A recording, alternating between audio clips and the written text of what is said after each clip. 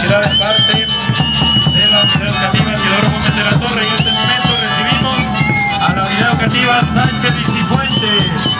Por favor, se alista la unidad educativa Sánchez y Cifuentes a hacer su presencia en la entrega del castillo y ofrenda a los anfitriones de este año. A la unidad educativa, muchísimas gracias.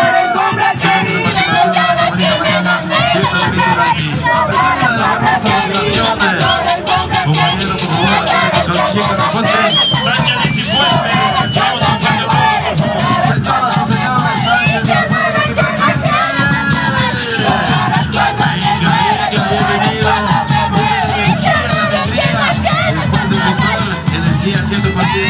Venga.